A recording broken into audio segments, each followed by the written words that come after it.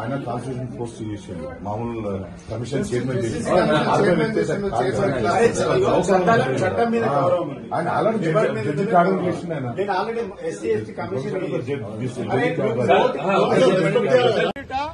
ఇలా case FIR లో పేరుందో లేదో తెలియదు.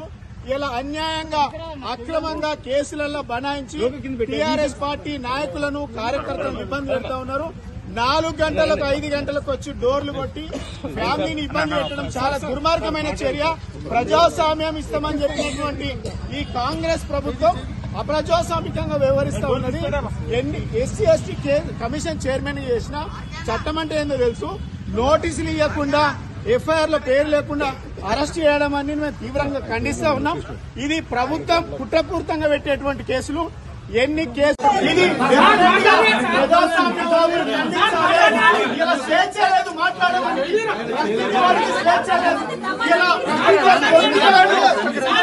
అరెస్ట్ చేస్తా ఉన్నారు. అన్యాయంగా అక్రమంగా 5 గంటలకు వచ్చి డోర్లు కొడతా ఉన్నారు. ఇది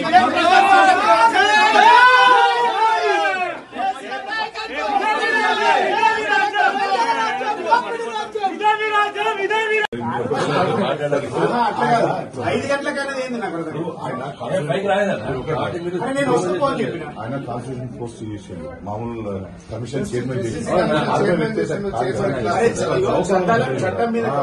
ఆయన ఆల్రెడీ కారణం చేసిండు ఆయన